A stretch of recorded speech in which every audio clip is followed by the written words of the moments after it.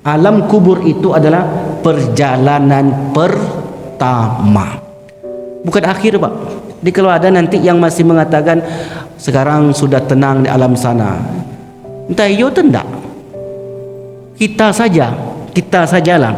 Bapak mana kampung? Saya kampung di Sumbar, Ustaz. Makanya dalam diri manusia itu ada yang disebut dengan unsur roh. Roh itu kemana? Ini banyak lagi nih perdebatan. Ada yang mengatakan roh itu gentayangan, Ustaz. Tidak pernah roh gentayangan. Kalau bapak ibu meyakini roh gentayangan, buang keyakinan. Roh itu pulang ke rumah, Ustaz.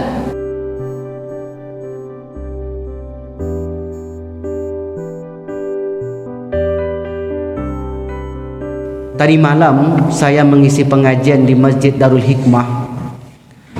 Ada salah seorang jamaah itu bertanya, kami sering mendengar salah seorang tokoh ataupun misalnya orang yang dituakan ketika dihantarkan jenazah ke pemakaman, maka orang yang dituakan ini pun menyampaikan sepatah dua kata. Apa isi perkataannya? Mari kita hantarkan jenazah ini ke tempat peristirahatan terakhir. Dan kata itu sering kita dengar, kalimat itu sering kita dengar.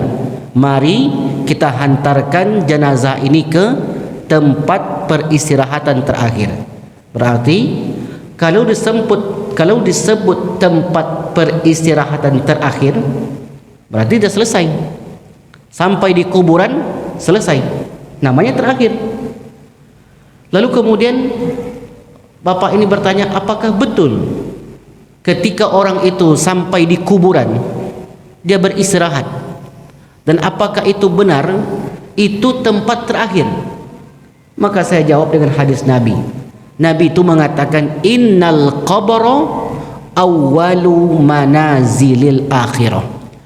Sesungguhnya kehidupan alam kubur itu, setelah kita meninggal, namanya kehidupan alam kubur atau kehidupan alam barzah. Kata Rasulullah, sesungguhnya kehidupan alam barzah itu adalah awwalu manazilil akhirah, perjalanan pertama. Berarti ucapan Nabi ini dengan ucapan kebanyakan orang bertolak belakang. Kebanyakan orang mengatakan tempat peristirahatan terakhir, sudah tenang di alam sana, sekarang dia sudah beristirahat. Ada satu agama, tanpa kita sebutkan agamanya apa. Kenapa? Dalam keyakinan mereka, kalau ada orang yang sudah menginjak usia 80 tahun ke atas, maka dia sudah sampai pada satu tahap tak berlaku lagi bagi dia azab. Orang itu sudah sampai pada puncaknya, yang dia dapat hanya kenikmatan dan sudah di surga. Padahal dia manusia sama seperti kita.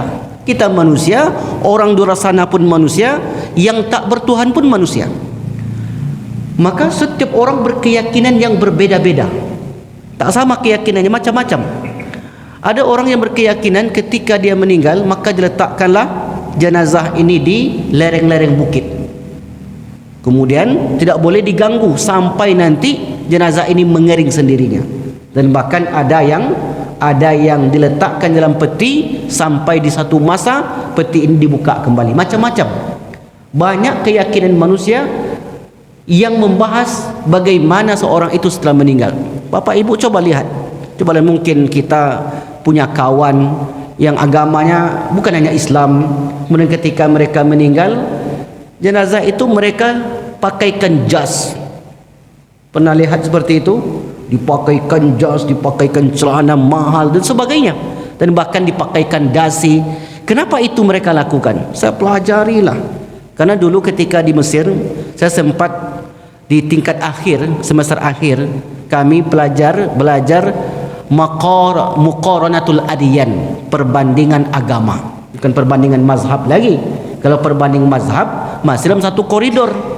Mazhab Maliki, Hanafi, yang paling tua Hanafi, Maliki, Syafi'i, Hambali. Ini masih dalam satu koridor. Artinya berbeda dalam mazhab ini, orang tidak murtad, tidak keluar dari Islam. Tapi kalau sudah berbeda dalam agama, muqaranatul adiyan, perbandingan agama, ini konsekuensinya berat. Karena ujungnya surga neraka. Karena kalau sudah berbeda keyakinan, itu ujungnya kalau enggak ke surga, kalau neraka. Tapi kalau berbeda mazhab, tidak ada satupun ulama yang mengatakan masuk neraka. Tetap dia berada di garis Ahlus Sunnah wal Jamaah, hanya saja dalam aplikasinya berbeda-beda. Nah, jadi ketika kita pelajari perbandingan agama ini, memang terjadi di sana banyak sekali pemahaman manusia tentang kemanakah manusia itu setelah meninggal. Maka terjadilah apa yang kita lihat. Ketika dia meninggal, maka dipakaikanlah pakaian. Kenapa diberikan pakaian yang mewah seperti itu? Tujuannya agar ketika mereka akan bertemu dengan Tuhannya. Bayangkan Bapak Ibu, semua mengatakan akan bertemu dengan Tuhan. Apapun agamanya, bahkan tak beragama sekalipun, ketika mereka meninggal, mereka katakan mereka akan bertemu dengan Tuhan mereka.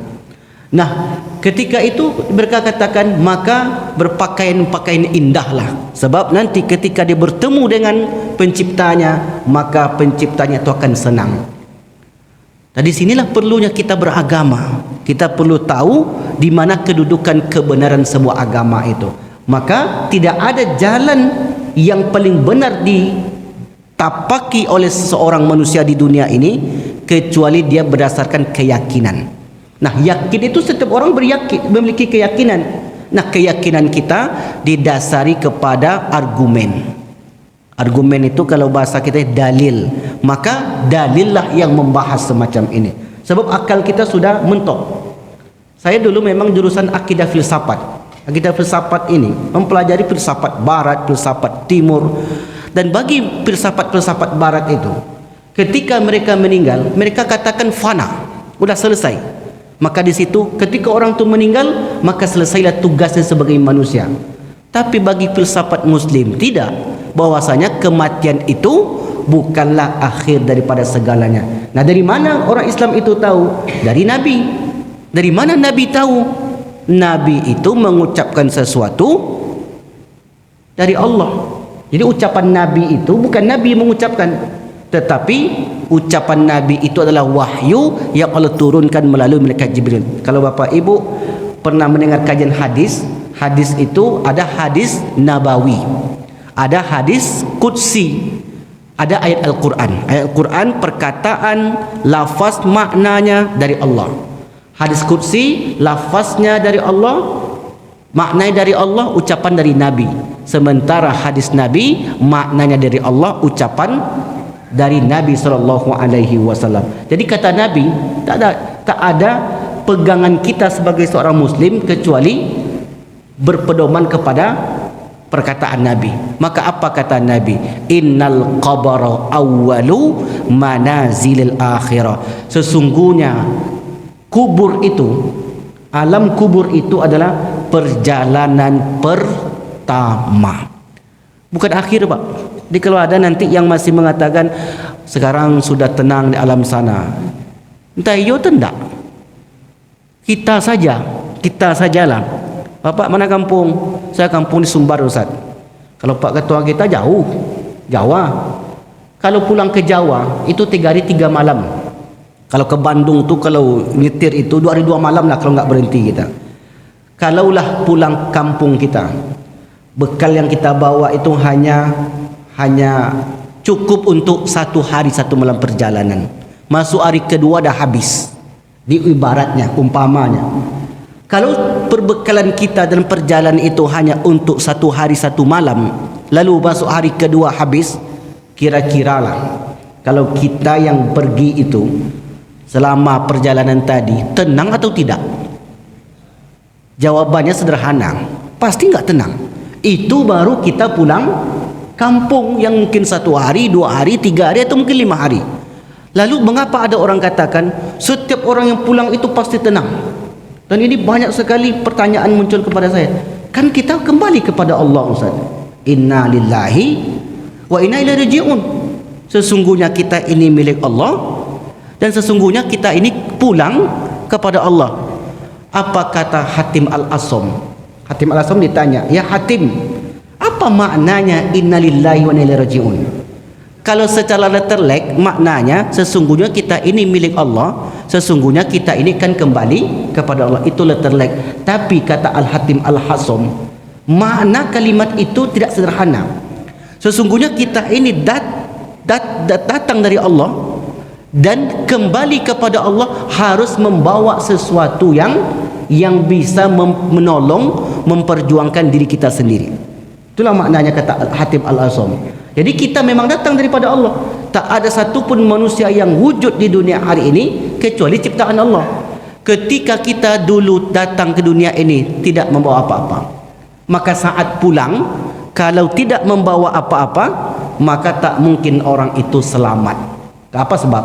Karena perjalanan setelah kehidupan dunia ini bukan perjalanan yang singkat. Makanya Nabi katakan tadi, innal qabra awwalu manazilil akhirah. Sesungguhnya alam kubur berarti setelah kematian kita, sesungguhnya Pak, mohon tidak cerita dulu ya Pak ya. Kita kalau ada yang mau tanyakan nanti silakan tanyakan. Ya, karena terganggu saya kalau Pak cerita. Ya, kalau ada yang penting ya enggak apa-apa, Bapak bisa ngobrol itu di luar. Ya, saya menyampaikan itu bukan di sini saja. Ada semua masjid, setiap masjid kalau ada yang ngobrol itu saya sampaikan begitu. Karena mengganggu kawan juga mengganggu konsentrasi saya. Jadi mohon maaf kalau saya agak ingatkan. Jadi kata Rasulullah, innal qabra awwalu manazil akhirah. Perjalanan pertama. Berarti kalau disebut pertama, pasti ada yang kedua, 3, 4, 5. Mana yang 2, 3, 4, 5 itu Ustaz?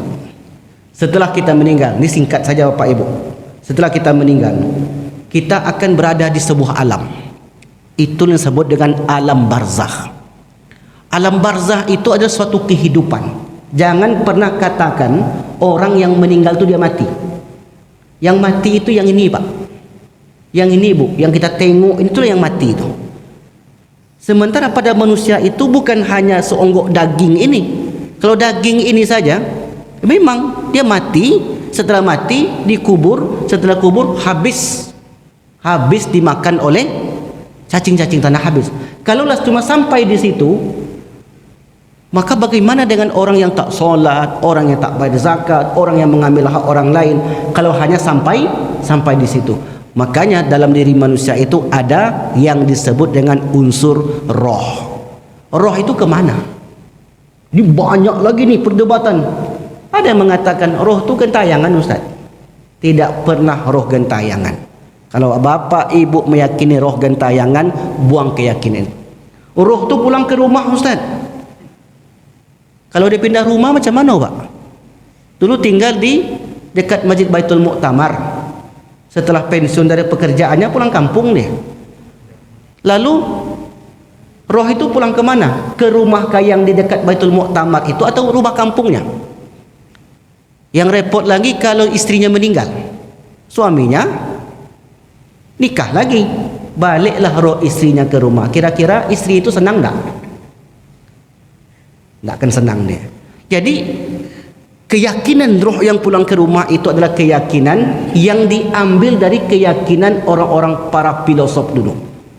Karena waktu kami mempelajari filsafat barat itu, mulai dari Thales, itu nama-namanya tuh Thales, Anaximenes, kemudian Pythagoras, Aristoteles, Toples, macam-macam.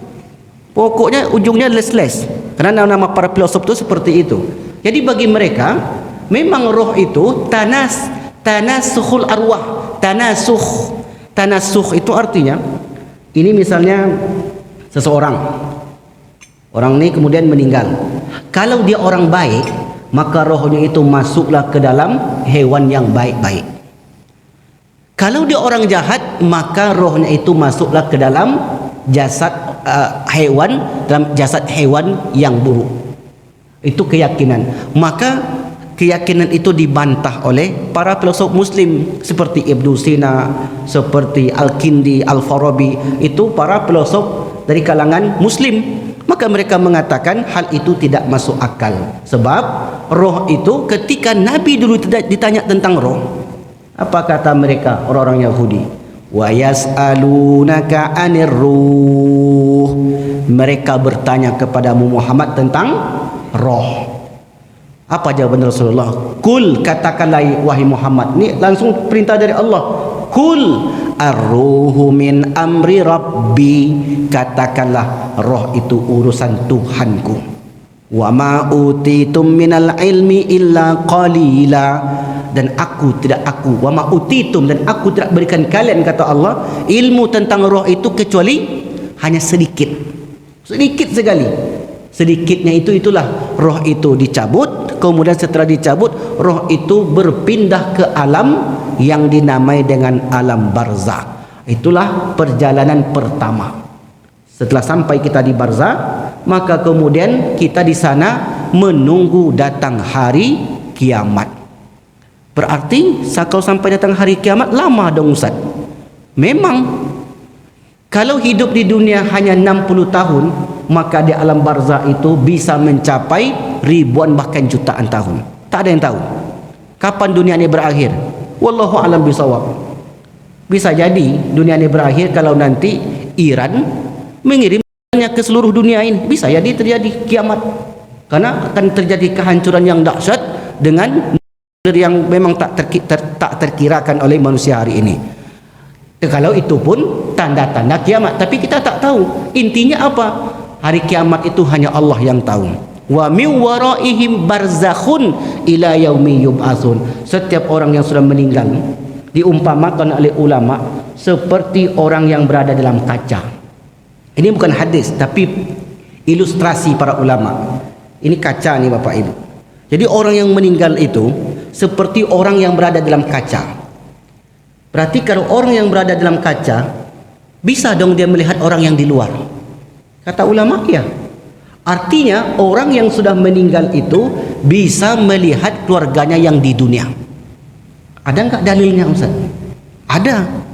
Makanya kata Rasulullah sallallahu alaihi wasallam, "Idza mata minkum ahadun, innama a'malakum." Sesungguhnya amal-amal kalian.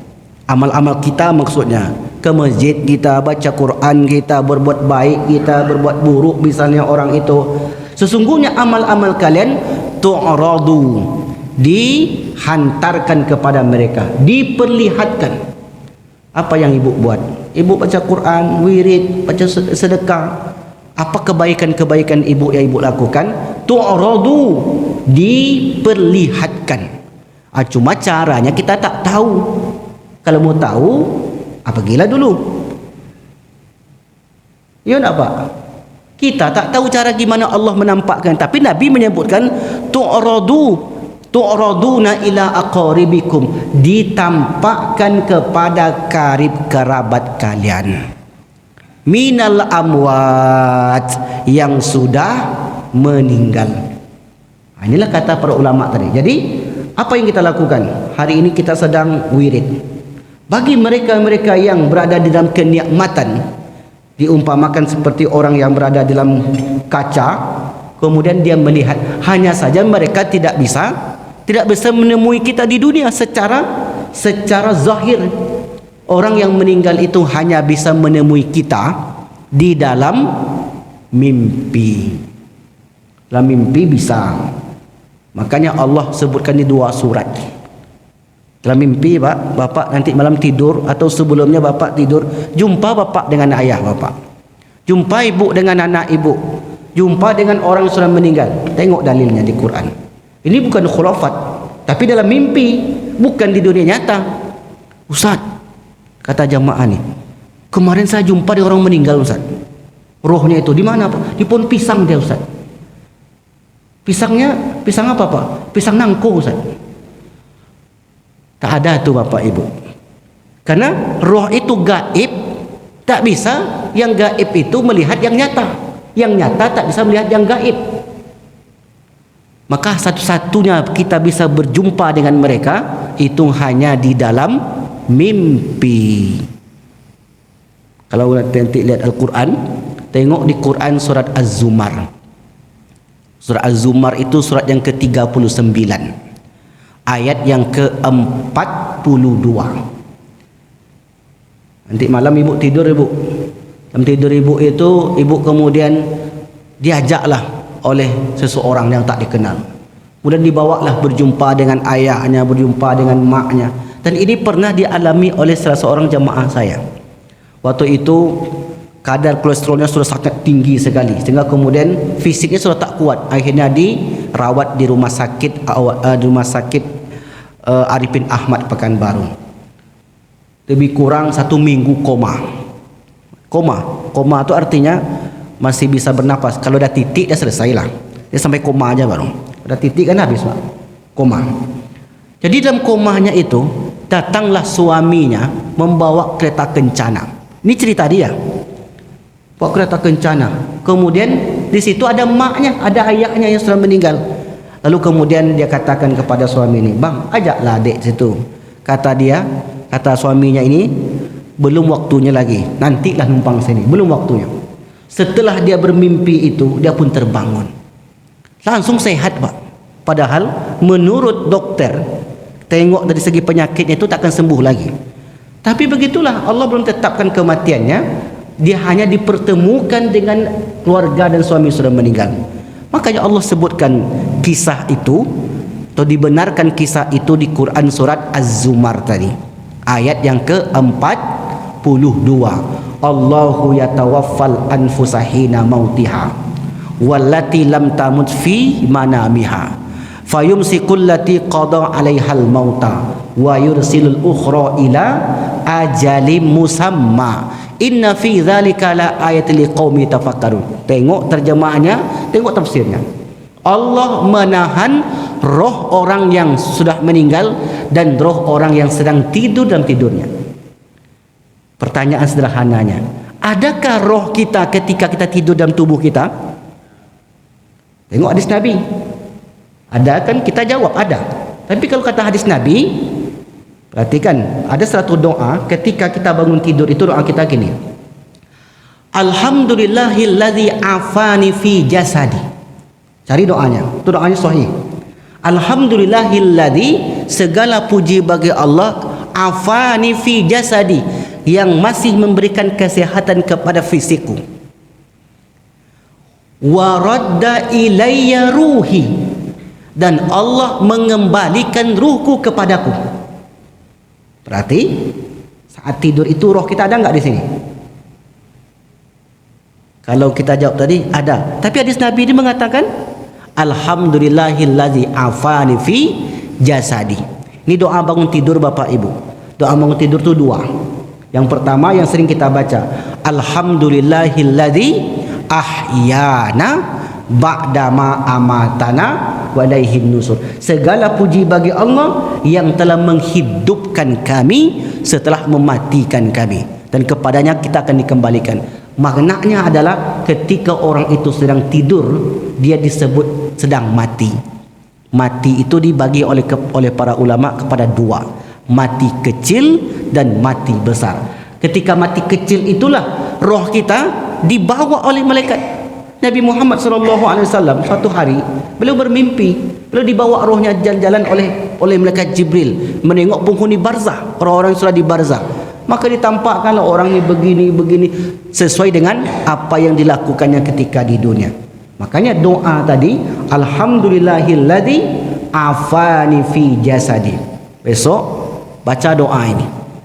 Saya ulang lagi, nanti silakan nanti saya tuliskan, nanti saya kirimkan ke Pak Ketua, nanti boleh juga, atau ke Pak Tengku, nanti ingatkan saya. Dan doa itu sebenarnya ada di dalam buku yang biasa saya bawa. Alhamdulillahilladzi, segala puji bagi Allah, afani, yang telah memberikan kesehatan, fi jasadi, pada jasadku. Maksudnya tubuh kita ini, bangun kita masih sehat. Segala puji bagi Allah. Wa radda ilayya ruhi, masih mengembalikan ruhku kepadaku. Ada orang tak dikembalikan, Pak. Ayah saya, Pak, Ibu, tak dibalikkan ruhnya lagi sama Allah. Tidur langsung meninggal. Dibangunkan sama mak saya. Bangun subuh-subuh kata dia. Tanggal 15 Januari 2021 di Jumat pagi. Tak ada sakit ayah saya tu, Pak. Tak ada sakitnya. Jadi meninggal itu tak mesti sakit. Ada orang sehat-sehat meninggal. Ada orang sakit-sakit tak meninggal. Jadi meninggal itu bukan ditentukan oleh sehat atau sakitnya, ditentukan oleh ajal. Ajal itu artinya adalah kontrak kita dengan Allah ketika di alam rahim. Kontrak kita dulu ditulis, ajal kita, rezeki kita, dan kontrak inilah yang kita jalankan hari ini. Nah, bangun itu dibangunkan oleh mak saya, sudah dingin badannya, kira-kira jam 1 jam 2 lah meninggal. Tidak dikembalikan rohnya oleh Allah ke dalam tubuhnya lagi. Berarti ketika kita sedang tidur itu, roh kita sedang dibawa. Disitulah bertemunya antara orang yang sudah meninggal dengan orang yang hidup di dalam mimpi ketika dia tidur. Itulah makna ayat Al-Quran Az-Zumar 42 tadi. Allahu yatawaffal anfusa hina mautiha. Allah menahan roh-roh orang yang sudah meninggal. Ditahan itu maksudnya tak bisa dia pergi ke mana-mana lagi. Jadi situ saja. Sampai kapan roh itu ditahan? Sampai datang hari kiamat. Jadi enggak ada roh yang keluyuran. Kalau roh keluyuran, datang dia ke rumah orang ini, datang dia ke masuk tubuh orang ini. Kalau roh orang jahat, misalnya sedang diazab dia, malaikat izin dulu kata dia, aku mau nengok keluarga aku itu, keluyuranlah, peninglah malaikat itu. Kalau roh itu pergi ke mana-mana, sementara di dunia misalnya termasuk orang jahat, orang yang zalim, pelaku dosa, tiba-tiba sudah meninggal, rohnya keluyuran, tinggal di pokok ini, tinggal di pokok itu. Dan waktu suatu hari saya pernah duduk dengan seseorang, orang ini disebut ustaz juga, kayaknya karena adalah pengajiannya disebut ustaz. Jadi dia cerita, dia tak tahu saya ustaz pak, karena dulu saya belum berjenggot, sekarang kan sudah agak berjenggot kan. Dan banyak jamaah ini kalau jumpa dengan saya di luar ragu, ikut ustaz Wandi itu enggak. Dulu ketika belum berjenggot, sekarang agak berjenggot sedikit, dah mulai yakin lah orang sekarang. Tapi dikomentari juga pak, pendek jenggot dikomentarin, agak panjang sedikit dikomentarin juga, tak berjenggot apalagi. Jadi pokoknya apapun salah. Nah kata dia, tahu nak kata dia, apa tuh pak? Orang meninggal itu arwahnya dia tinggal di pokok beringin kata dia. Oh ngeri juga ya pak ya. Ya gitulah kata dia. Saya kan lama di Mesir, di Timur Tengah tuh pak, nggak ada pokok beringin. Kalau di Timur Tengah itu dia tinggal di pokok kurma. Karena dia pakai akal, saya akalin pula. Kalau di Eropa tuh pak, pokok beringin tak ada, pokok kurma pun tak ada. Kalau di Eropa tuh dia tinggal di pokok Natal kata dia. Karena pakai akal dia, sesebutlah di kutub.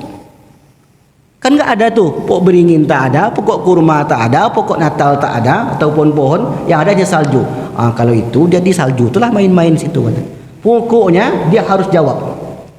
Kalaulah roh itu seperti itu, maka bagaimana dengan orang-orang yang jahat itu, yang mestinya dia mendapatkan azab?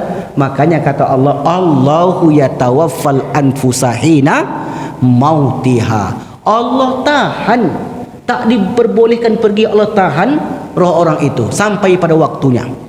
Wallati lam tamut fi manamiha, dan orang yang sedang tidur di dalam tidurnya, Allah bawa roh itu, bukan nyawanya, rohnya.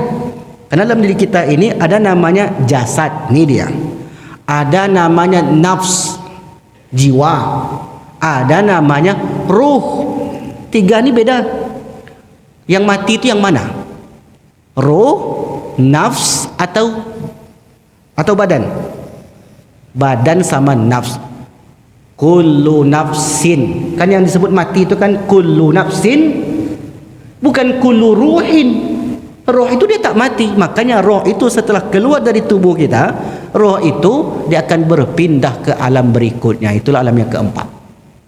Kullu nafsin za'iqatul maut. Setiap yang berjiwa mati.